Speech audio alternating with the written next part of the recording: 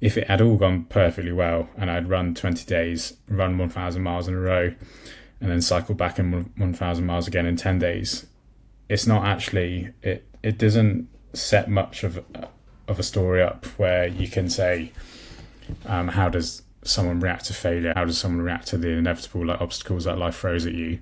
And I think people would struggle to connect to it because they would just see me as like, he's superhuman. He's managed to do this 2,000-mile challenge without even, stuttering once. I think the injury gives it a lot more structure for us to tell a really important story of how he can react to failure, essentially.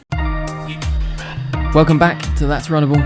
Today we have a guest episode with Drew Jonkmans.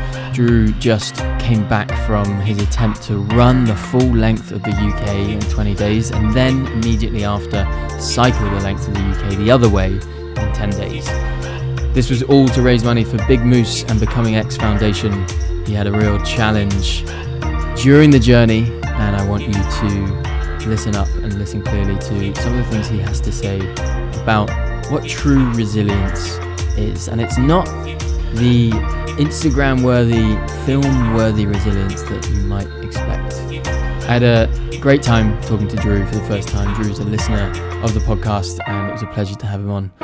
Thank you for coming on, Drew. If you want to support Drew and his mission, projectendure.co.uk is the place to go, and you can donate there. All right, then let's go all the way back to like the kind of nucleus of the idea. Like, had you done like long distance endurance stuff before, or what was the sort of thinking behind this project? Yeah. So, I mean, the birth of the idea for this project, it all came from April 2024. I did Marathon des Sables. So I did MDS, obviously 6-day stage race, 250k in Morocco, Sahara Desert. And the kind of nucleus for that idea came from on the long day of MDS. You have like an 85k long day. Going into MDS, I felt pretty unprepared, to be honest. I'd only been running for like 2 years, I think. And I kind of fell into MDS on a bit of a whim because I was meant to do the half version, but it got cancelled. So then I just took the voucher for the full version and just said, let's do it. And a few months later, I was on the start line. Anyway, on the long day, I got in quite a bit of trouble about halfway through, about 40k in, a little bit further maybe. Day in a massive stretch of like sand dunes essentially, and about 52 degrees heat, running out of water, having all sorts of hallucinations. I couldn't find where the next checkpoint was, and I was just in an absolute like awful state. Like physically, my legs were spent. I was falling over, and just out of luck, I found someone else who knew where the next checkpoint was. Managed to get there, and kind of took some time out to myself and read some letters from my family that they had kind of given to me in an envelope and said, open it when it gets really tough. And so I did that and spent some time reading those, kind of spent some time speaking to myself internally and just trying to get myself in the right frame of mind. And, kind of after giving myself some space to think about it, I went out there, and it's like, it was just the most craziest feeling ever. My kind of legs just felt completely rejuvenated. Everything felt kind of like recharged. It was crazy. It was it was weird, just like a kind of supernatural feeling. And I went out there after that checkpoint and just like annihilated it. I think I made up like 30, 40 places. If you missed it, we have had an exciting announcement in recent weeks. And that is that we have established a new partnership, a sponsor for the podcast in Sums. And I couldn't be happier about it. You may remember I had a chat with Sums founder Ed on a Run Biz segment a few episodes ago. Go back to episode 53 to listen to that again. Sums make performance run socks designed and built for ultra-length distance trail running. They've worked with the analytical Tom Evans and have been working hard the right way with sustainability and community in mind to bring you the best running socks for your trail adventures. They have just dropped their new Merino Performance Run socks, and this is exciting because they've been working on this for over a year, and they have 3 pairs out now. They've really nailed the balance between merino wool, which naturally regulates temperature, manages moisture, and keeps odors away, and the synthetic fibers that they're using to just add just enough compression and durability. Many of you have been there. I know I have. That feeling 40k or 50k into an ultra when your feet are just begging for mercy. You've taken them through a lot and they just haven't really been looked after. That is when good socks really matter. If you've got a runner in your life or you just want to treat your own feet, Sums socks make an awesome gift. Go to sumsclub.co.uk. That's Sums, S-U-M-S, club, C-L-U-B.co.uk. Use the code RUNNABLE at checkout to get a pair free when you buy 2 pairs. So, if you wanted some merino wool socks, there are 3 available. You might as well get all 3 colours and get one of them for free. Go to sumsclub.co.uk, add some socks to your basket. They make beautiful socks. Throw 3 in there, use the code RUNNABLE, and you'll get one of the pairs for free. I was just nailing it, going at like, even in like the sand hitting like 530k splits. I remember just like being like, what? This is just crazy. Like a few hours before, like I could barely like walk properly. Wow. And just for the rest of the day, I just smashed it and gained so many places. And I kind of got to the finish line that night. I think I finished in about 15 hours.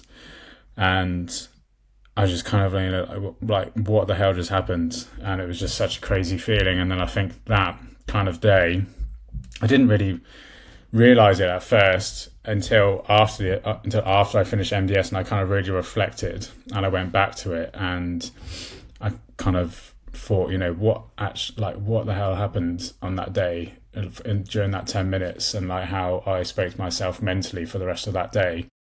How did I manage to turn it around? And I think that is what caused the excitement and the passion for kind of figuring out how I can distill that kind of lesson or process into something that can help other people. That's pretty much, yeah. When you came up with the idea, did you have like a proper plan to get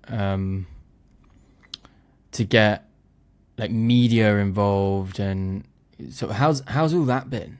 Like, have you done that sort of stuff before, or? No, initially not at all. Like, none of this I've ever done before. It kind of, the idea just kind of snowballed. It got bigger and bigger.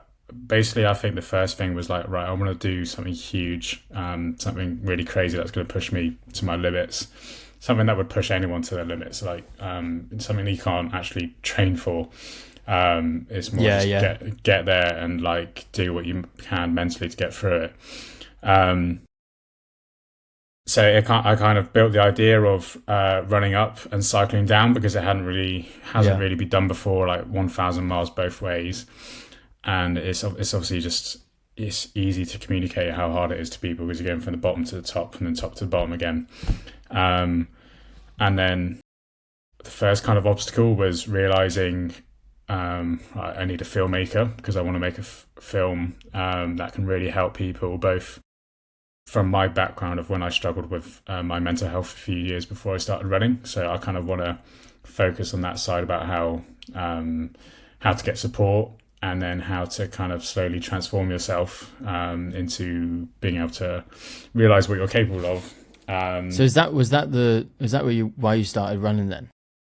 Yeah, essentially, yeah. I mean, yes. So to go even further back to that, that really started.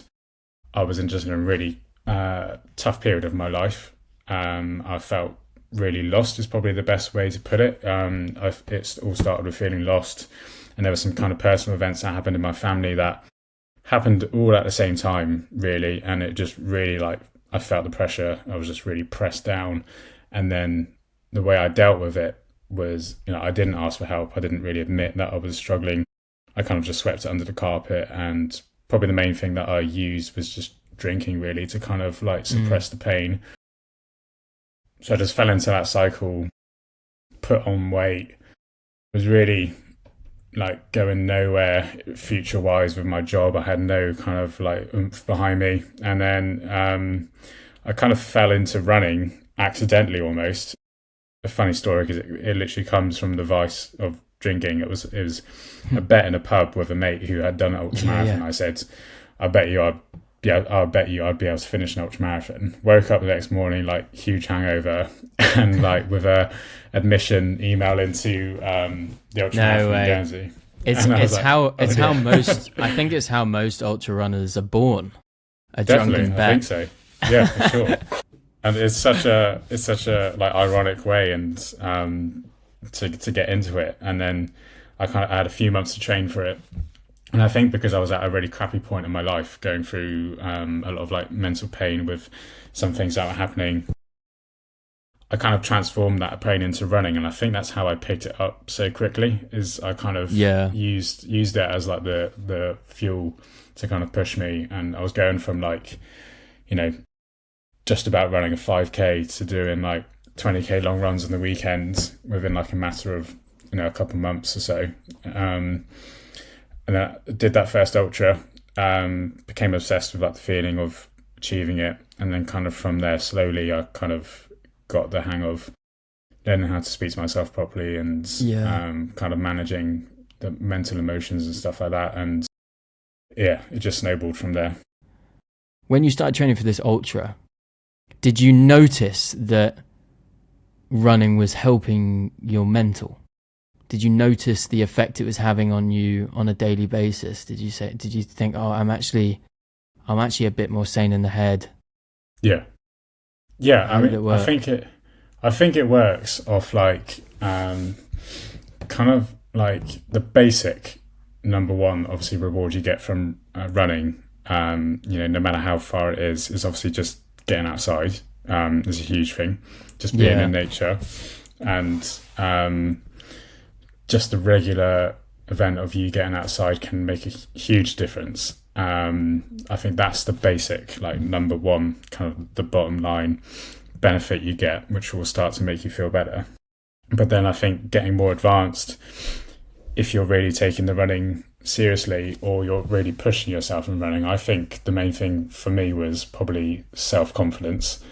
And I think that comes down to probably kind of winning like mental battles in your head, I think, is so by pushing through running, say like maybe at that time when I was training for ultras, I was pushing to try and get further and further and try to feel more comfortable in my running. So maybe when I got through like a 20K long run, I could see clear improvement. I could see that, okay, I'm starting to take over the driver's seat a bit more now here. I'm starting to kind of win that the battle between those kind of two voices you might have in your head. That's, one saying, obviously stop, the other saying, it's that kind of obvious direction in your head where this is the really hard path I need to take, but I know it's the best one for me. I think this whole process of getting better at running, doing these ultras, made you much more likely to choose the harder path, but the path that was better for you. So maybe that was, for me, was going to the pub less, drinking less and putting more energy into my running. And then even during running, just winning those little mental battles like, I'm going to keep going for the next 5K because I said I would. I'm going to keep, sticking to this training plan I've got because I said I would. And then it's all those kind of things. I think they stack up eventually. And I think you end up with this self-confidence that you can lean on in other areas of life. And it's kind of, that proof that I think, I can do hard things. And I know that the direction is for me to go to a better life is here, and it's harder, but I know I can do hard things, so I can choose that direction. Yeah, I often say good feelings are on the other side of doing what you don't want to do, but know you need to. 100%, yeah. I even said to Lou today, we'd had a great morning, and then because we're in Thailand now, our day starts later, like our working day starts later, which is great because we get a morning. But we're also like, it's like, oh, now, we've had a nice morning, but now we've got to start a full day of work. And then I was like, yeah, but is that not a great opportunity to feel good? Yeah, for sure. So yeah. I was sort of saying it in jest, but I do believe that. If you look at things and you're sort of like, do you know what? I don't want to do this. This is like hard work, or it's what I have to do. If you look at it as an opportunity to potentially feel good on the other side of it, I like that spin. Yeah, and that I certainly learned that from running. I don't know. Yeah. And so you did this first ultra, and did Marathon des Sables come after that initial ultra, or did you do a few? So I did a backyard ultra a couple of months after that, and I managed I think it was like 65k or something. Nice. So that was great. And then, the plan was after that, I booked the half Marathon des Sables, which was meant to be in Egypt. Yeah. I think I've got some friends who did that one, the half.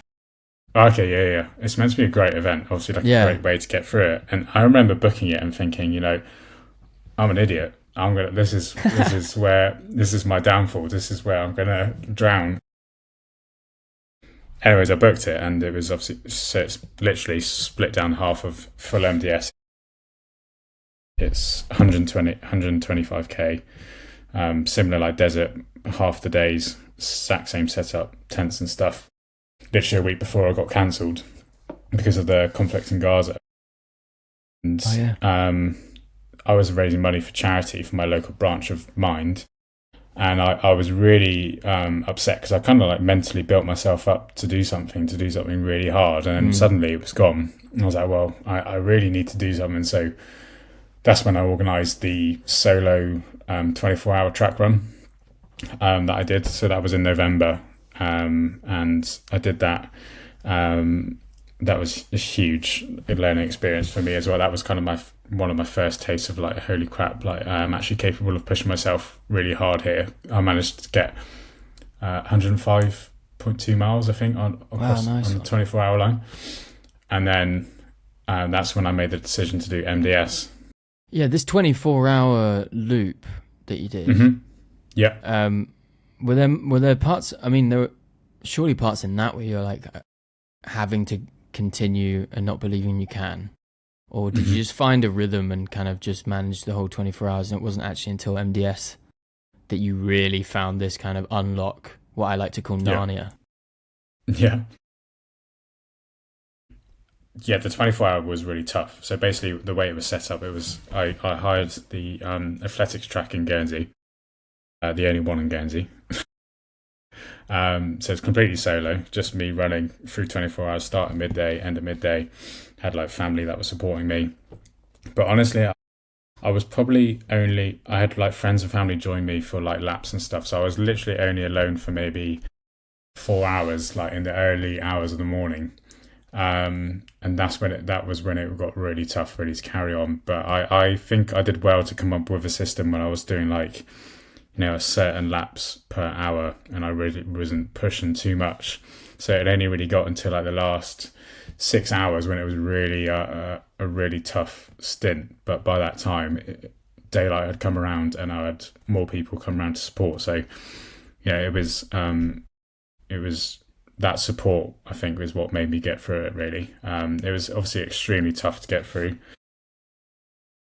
But it wasn't quite like MDS. MDS was a different animal, just because of the conditions, and obviously you haven't got anyone there supporting you really, apart from your tent mates once you get back. But once you're out there running, you're out there on your own. So yeah, MDS was a different animal, but the 100 miler was huge for me.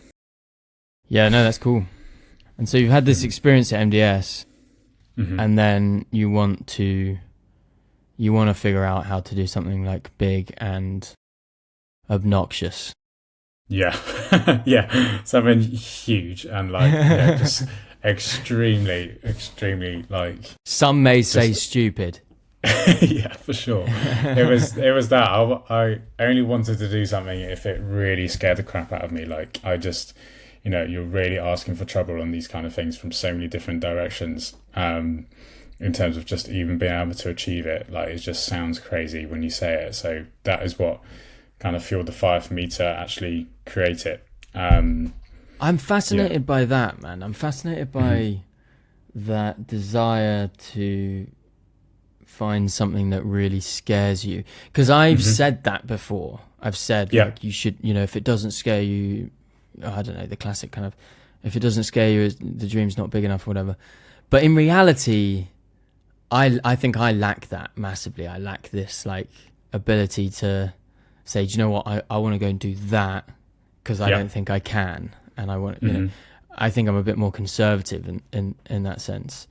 Where do you think that comes from? Because clearly you're doing these events that are like, well, from the start, you're in a pub, maybe fine, you're drunk, you're a bit more confident, but you're in a pub having never done an ultra, having never run really, and you're like, I reckon I could complete an ultra, and then it advances to a backyard, and you're going and doing as many laps as you can, and then at 24 from there you do 100 miles in 24 hours. From there you do MDS, and then you're like, okay, I'm gonna go run and cycle the length of like, where does this like desire, do you think it's just sort of was always in there and now it's kind of being unleashed, or what is it? Because not everyone has that, man. Not everyone has this ability to be like, do you know what, I think I can. It's hard to know where it comes from. I think above all, one of the main things is that it's just a pure curiosity to see where I will break and to kind of find out where is the limit of where I can push mind over matter, to find that. And that is probably the main thing, I think, and just a huge passion for realizing what humans are capable of in general. And then I think it was obviously a part of it as well is after MDS I kind of took a lot of time to see how far I'd come. So that was probably like the 3-year point since I was at my like lowest in terms of like mental health struggles. And I think I built it up inside of me that it was a really big opportunity to show people how you can turn things around quickly. If you have, I think, so there's two, it's my recipe for turning things around that I think of is support is the main thing. So I was lucky to have a great support network with my friends and family to help me up. And then 2 is kind of is whatever catalyst there is, there has to be some sort of event where you realize what you're capable of and you realize how kind of powerful you can be. So I think that passion behind those things and raising money for charity and helping other people and sharing my story kind of in a vulnerable way pushed me to have just enough confidence and to be obnoxious enough to take it on and think, I'll give absolutely everything to this, and I want to be completely spent mentally and physically, because it will allow me to show people what's possible. And there is a possibility that I'll fail, and like it will be, but again, even if I do fail, there's an opportunity there to show people as well, how people can react to failure. So, I mean, to answer the question, I think it comes from the curiosity that, like, where is too far, and kind of it's just a curiosity of what you're capable of, really. So, I mean, I love that you put it down to support and evidence, because you're giving yourself this evidence that you're capable every time you do something. Yeah, for sure. And actually, you're yet to be proven wrong about these challenges. Yeah, kind of. Yeah, that's the scary thing, because it's like where next. But I mean, obviously, like the project didn't work out exactly the way I wanted to. So it was obviously meant to be 1,000 miles of running, 1,000 miles of cycling. Obviously, I got injured early on. I mean, I'm sure we'll get into that later. Talk through what happened. Like, I'd like to go through. Yeah, I'd like to go through from the build up, so like maybe not spending too much time on it, but just like the week approaching and all the planning, and then you start. Like, talk me through. Take some time to kind of talk through how the few days approaching, and maybe a bit about the logistics and admin, because there's a lot that comes with that. A lot, and I know you had crew and you had some support, and and then you go and you leave the signpost. Cool.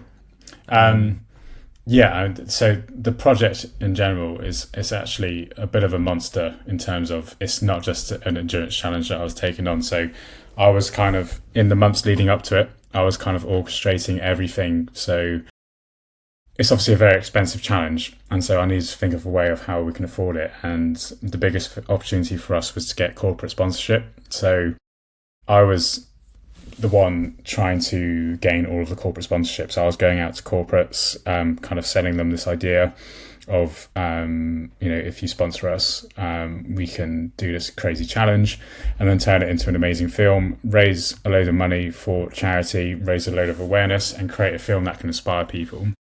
And I was offering them the chance to be a part of it, in exchange for offering the funds for it. So that was a huge part of this project, was just that. And I'm not going to lie, come the start of the project, mentally, I was already,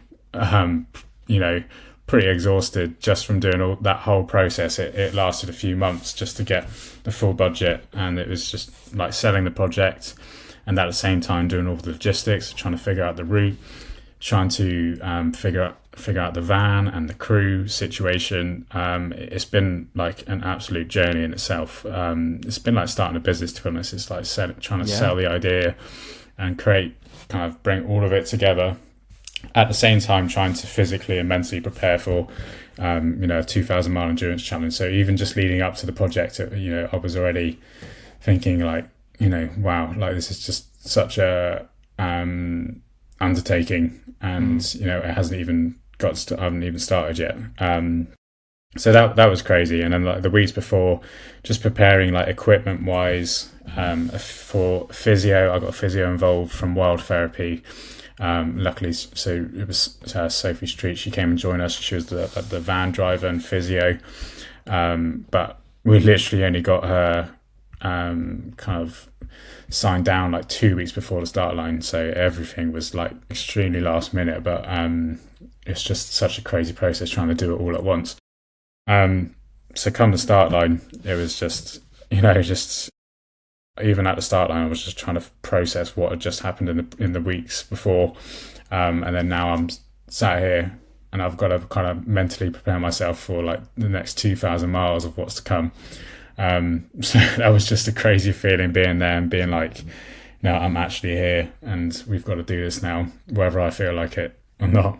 So it's just a huge a monster of a project, even just to get to the start line, like financially and all of the media stuff, and trying to bring all of that together. And obviously we want to raise a load of money for charity, so even just getting there was a challenge. But what were your chosen charities in the end?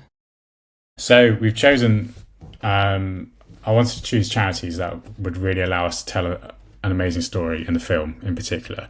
So the idea I came up with was obviously the recipe I've kind of figured out that what helped me was the two themes of, so one, which is support, which is like the immediate kind of when you're really struggling, you need that support. That's the main thing you need to get you away from that bad place and to kind of elevate you to be able to move on positively.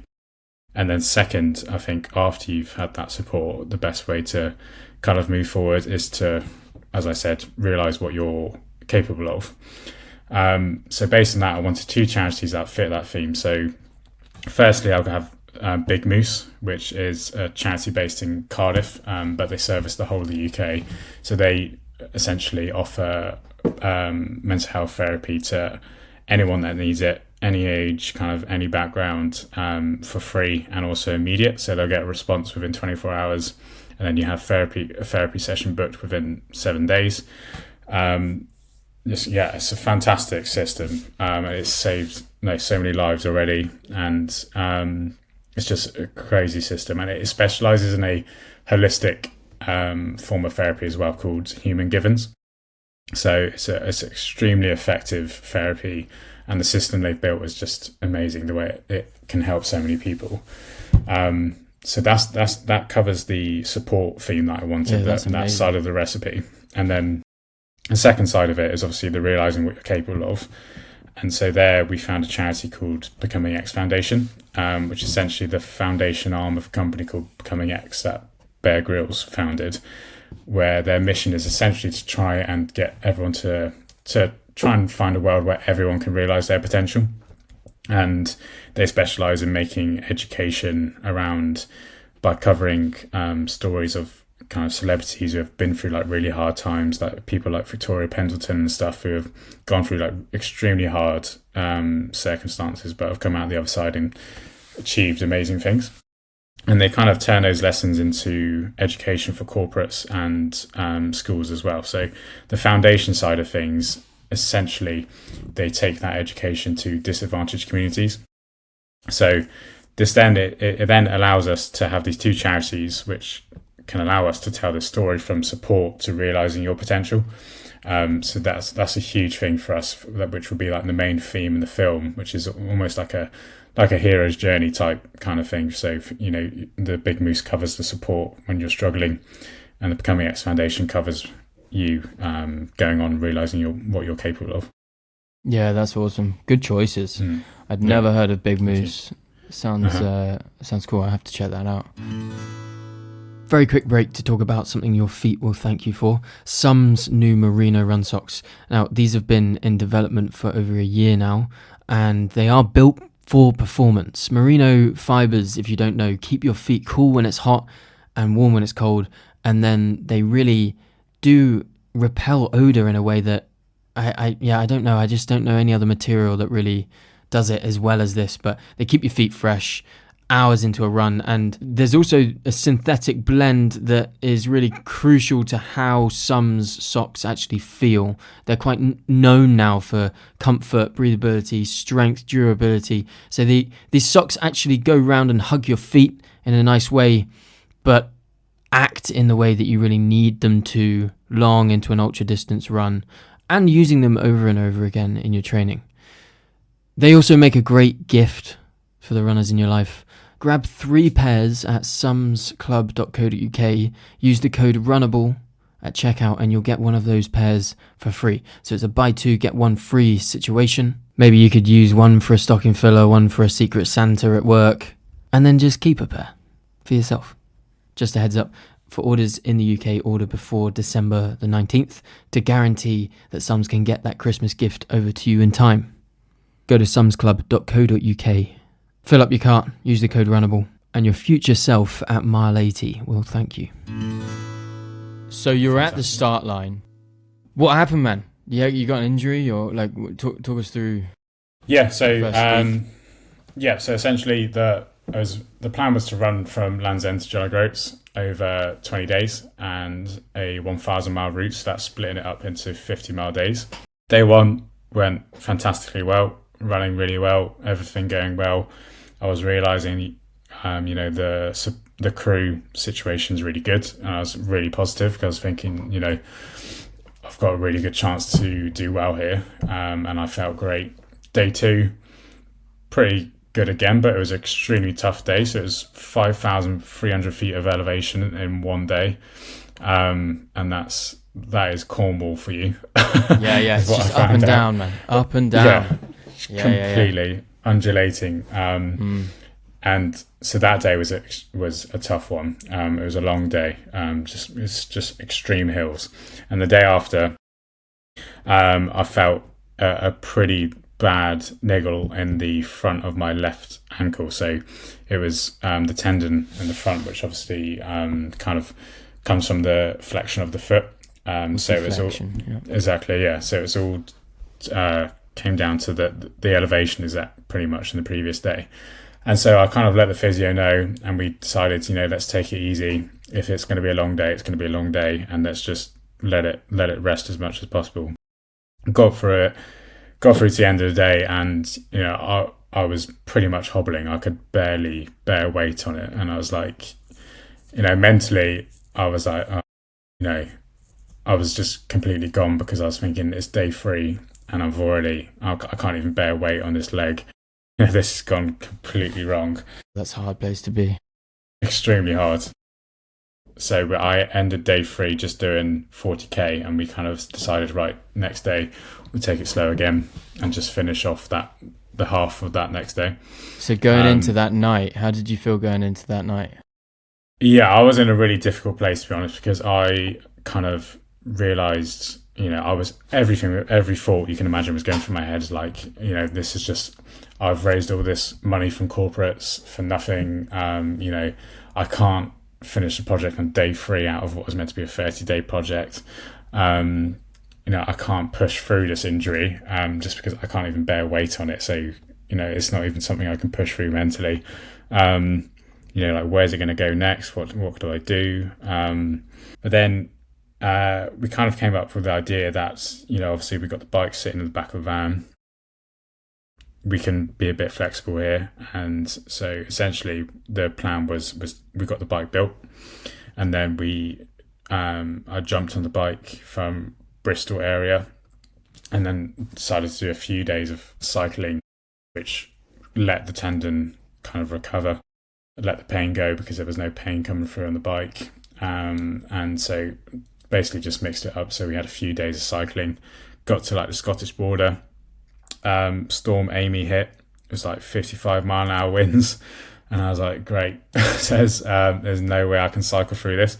So I kind of took that as a divine sign. I was like, right, let's see what this tendon's made of. Let's see how it's recovered. Got back to running, managed to do 30k pretty much pain-free.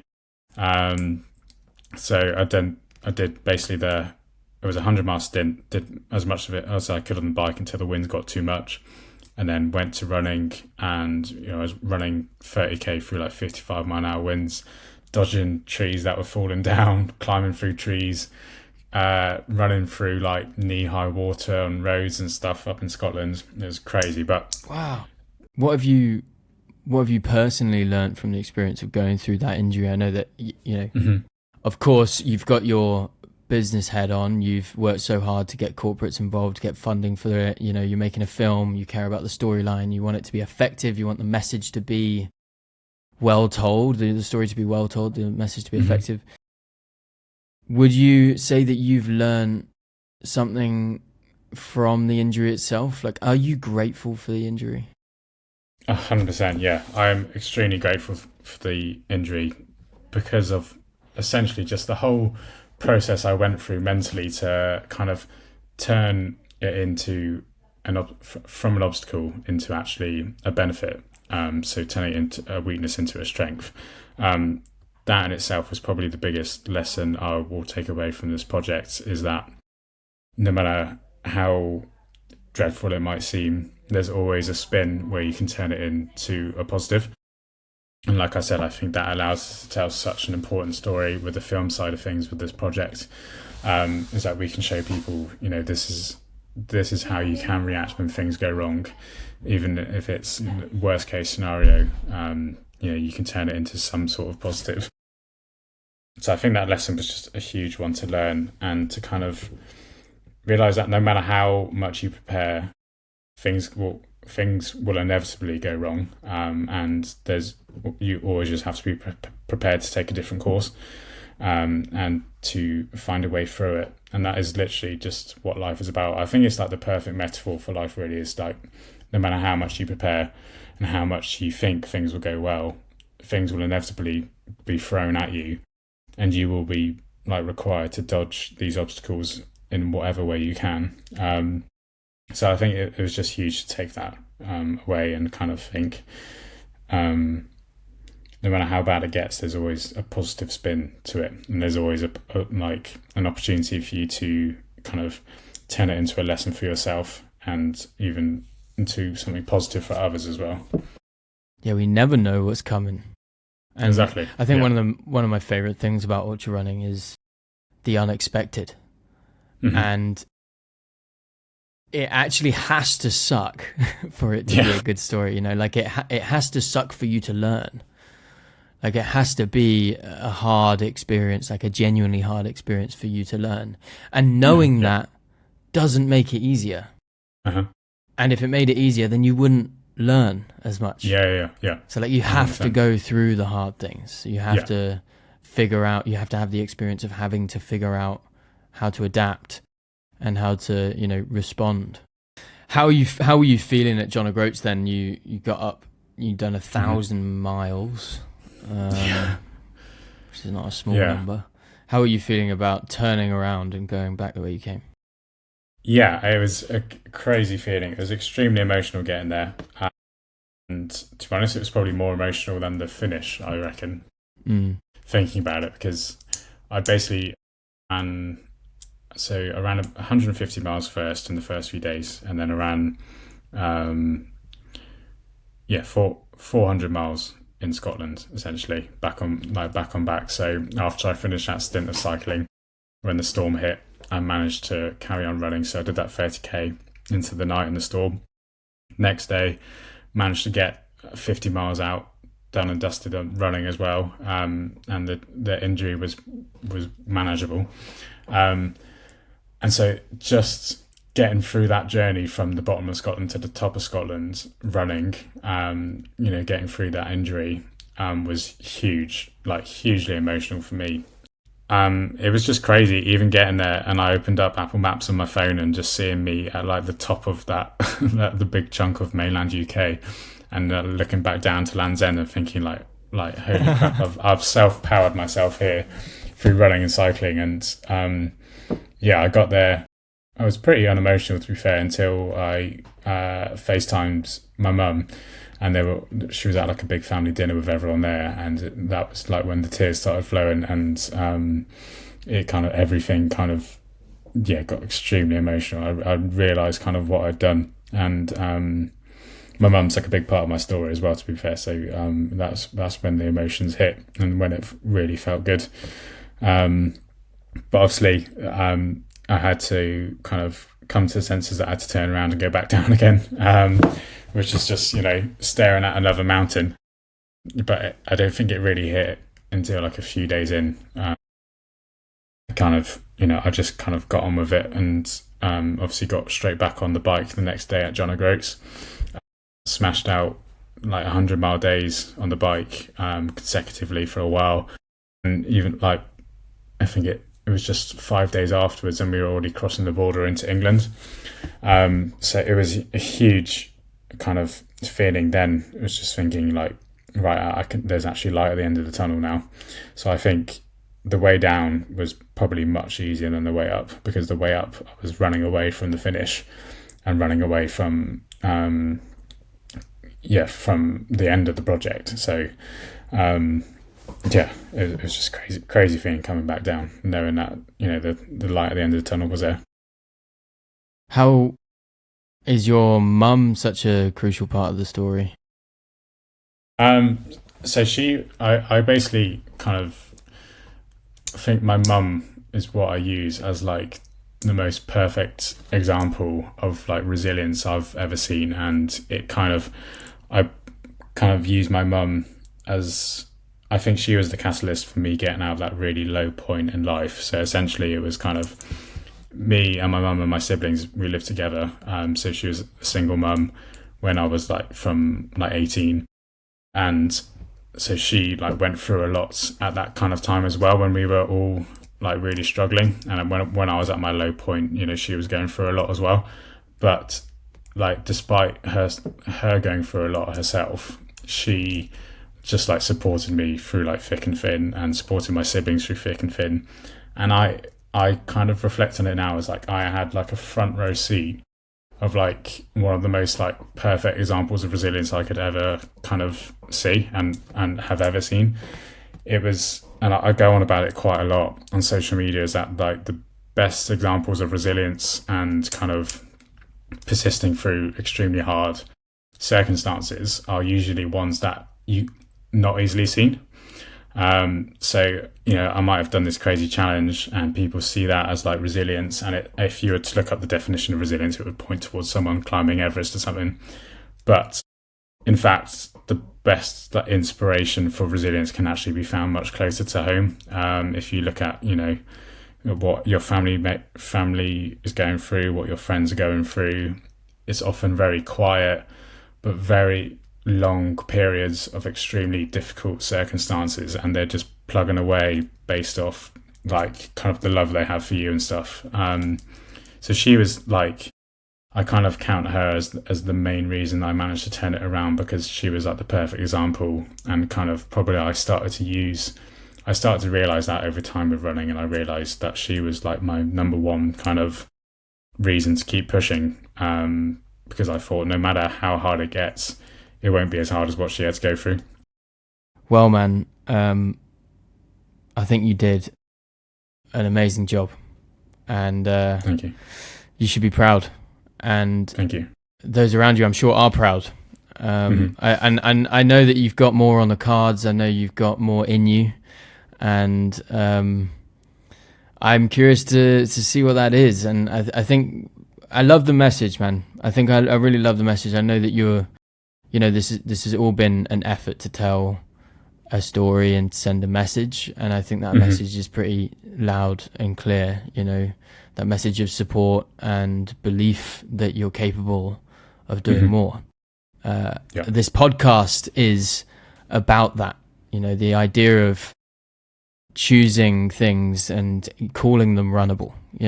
To say that you are capable of doing that, you can do that, and to find those things and keep pushing on and finding what you can do in times that are hard. If you get an injury, figuring out how you can overcome, or as Bad Girls says, adapt, improvise, overcome, or whatever it is. Yeah. I think you've done a great job, man. And where can people contribute if they want to donate? Where can people kind of follow the final production of the story and all that follows the actual 30 days? Yeah, so I mean, for donations, the best place to go to is our website, which is www.projectendure.co.uk.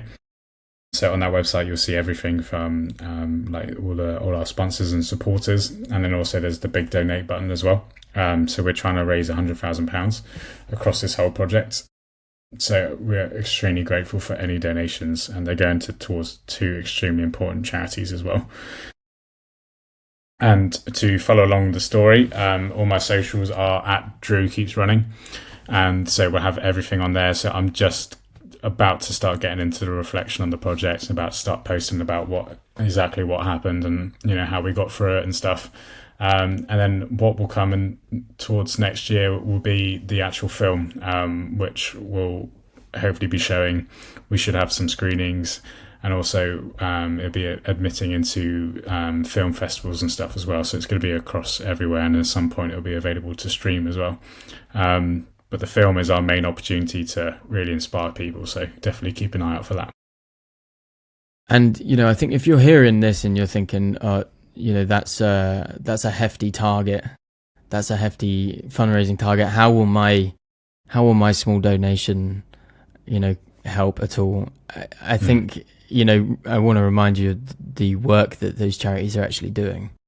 And I think it's important to think about the impact of that small donation. It will genuinely help an individual.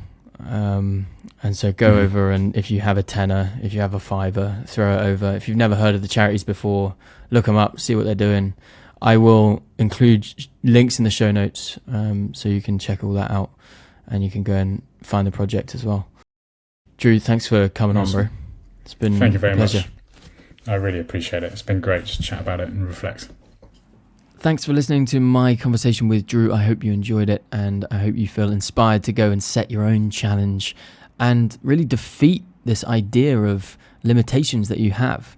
Drew is an example of someone who has just continued to discover how capable he truly is. And maybe he will never find out how capable he really is, but he certainly is trying. And for that, I have a huge amount of respect. If you've got this far and you've enjoyed this episode and you want to drop it a rating, feel free to throw us a rating, a review, a comment, engage, do all the things that internet things love. But most importantly, run the runnable. Keep showing up for yourself. And I'll see you next time.